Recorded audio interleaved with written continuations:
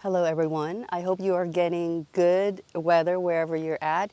It's been raining over here, I would say this year and even more this spring. Just May alone, I would say a good 4 to 5 inches already. It seems like it's been raining kind of like every week. And this week we are expected to get some rain every single day. So today I wanted to show you some drought tolerant plants that are, they could go a long period of time without water, but I did not know that they also love having a lot of water. And they are just looking so beautiful. And shockingly, a couple of them are surprisingly looking so lush. And not only that, they are so sturdy as well. The stems are very big, that they are not flopping at all. And last year I was kind of annoyed with them looking so floppy. One of them I actually wanted to just take out altogether, but decided to just leave it. And this year it is doing so good, like it got the message from me or something. All right, so most of the drought tolerant plants are in this garden space area. Now, I did not know that drought tolerant plants also love water, but they do. They enjoy having water as well as going for a long period of time without water. So this is the first one. This is part of the, let's see, Sun Sparkler collection of sedums, and this is Dazzleberry. It gives like mauve or muted pink blooms. So look at how big the foliage is. Look at the leaves. And these have not been so big. Usually the leaves would be really small. And look at this. This is Autumn Joy Sedum. It has bulked up really well too. And it has gotten big in size as well. But these do grow in size as well. But what I notice about these two is that they have a mechanism to take in water without being floppy. So that's what I notice about these guys. And they are just so beautiful. I remember these were half the size last season. More of the Dazzleberry sedum. It's just pretty. And I'm looking forward to dividing these and just put them along the border here and maybe on the berm as well. In a recent video on Gara, one of the viewers asked how to get Gara to be less floppy, and my response was that mine tends to get floppy when we get a lot of wind, but I did not mention that when we get lots of rain, the stalks, the bloom stalks would kind of be floppy as well. And with the recent rain and wind, they definitely have shown some floppiness. Just a few days ago, they were standing upright. Now you can see that the bloom stalks, they have spread out a little bit. I'm pretty sure the stems down there have spread out also. There's a weed right there. But I have to say, with how much it has grown this year with a lot of water, I think the stems down there are a lot more firm, a lot stronger, and they are flopping less from what I can tell. But the blooms do take in some water, so that So that is contributing to the slight floppiness as well. So you can see there is some floppiness, but with the amount of wind we have been getting this year, compounded by the rain, they are not looking that bad at all.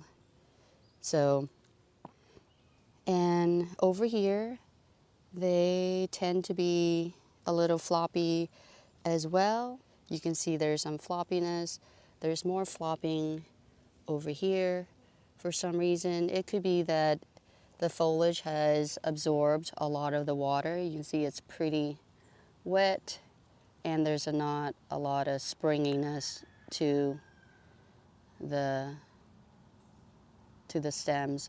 So hopefully when we get some sun, these will spring back up. What the wind does, the wind will actually break the stems off, but the rain, the excessive rain, definitely has made it more floppy. This probably is the most floppy out of all the ones that are here right now. Look at this one. I think it's standing up really well.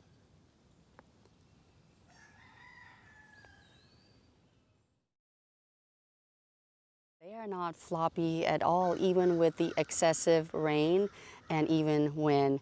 And those two plants are Tennessee coneflower or Echinacea tennesseeensis. I hope I'm saying that correctly.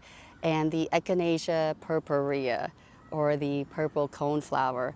And I am so shockingly surprised at how they are looking right now. So let me go ahead and show you. All right, let's start with this Tennessee coneflower. Look at the stems. This plant was really floppy last season, and I really wanted to take it out. I was just kind of like, I cannot deal with this. It was just getting in the way. And look at what it's doing this year. It is standing up straight, not flopping at all. So this plant is saying it does not want me to take it out, and it is showing its vigor this season. And look at this. You can go like that. Look at it springs back.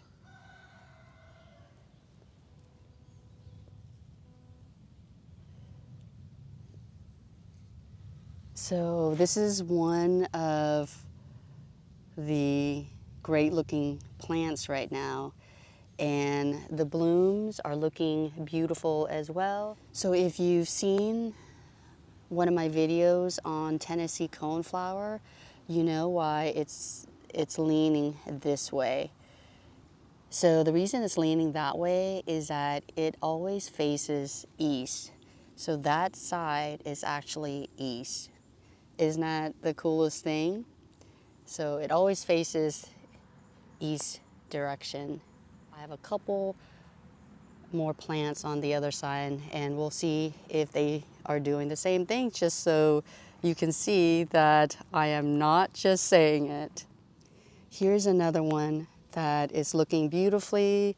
The stems are huge, and it is not flopping at all, and they're all facing that way, which is east. I see there's a bumblebee right there.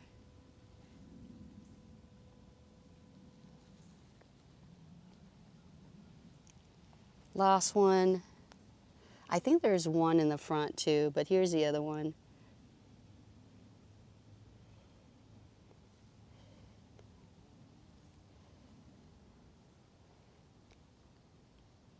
All right, so here's the other plant. This is Echinacea purpurea, and look at the stems. Goodness, so much bigger this year, and it springs back. Each stem is springing back as well. All right, so I am 5'5", and this is where it's coming up to me. Isn't that crazy? So I am so shockingly impressed with this plant this year. I did not know that it could get this tall. Look at that. So this was the other plant that last year it was bothering me that it kept flopping. And this year, look, I don't think it's going to be flopping at all. If it does, it's going to be very little. And then we have this one as well, not as big, but it looks like it's going to be less floppy as well, because look at the stem. And looks like I got some deer browsing on this. You see that?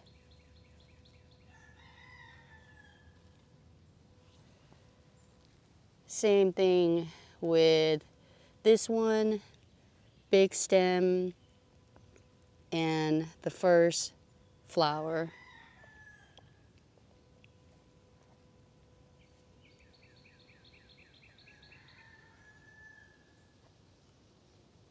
It also put out babies for this season.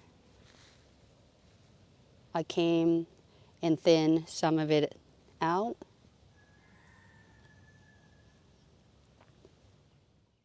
The one plant that is drought tolerant, that is not liking this rain and obviously not the wind as well. Look at that poor plant. It is not liking this weather we are having this season.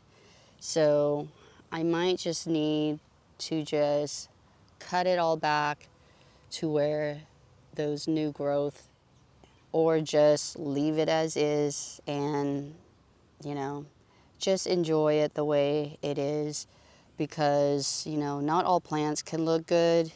And this is to let us know, to remind us that even though plants may look like this, it can still be beautiful. The only disadvantage to this is that it might create an environment that would cause more pest issues. But otherwise, you know, it is not that bad. This is just life for these plants. We can't change the weather, unfortunately. So we will see what I will decide to do.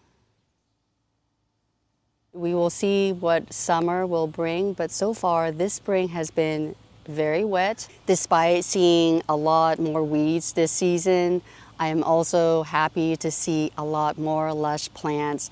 I think more lush than I have ever seen since I've been gardening. The drought tolerant plants have taught me a lot this season actually.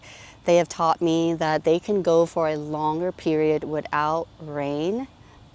They also taught me that they also enjoy having a lot of water, a lot of rainwater. And they have used that rainwater to grow so big, so lush.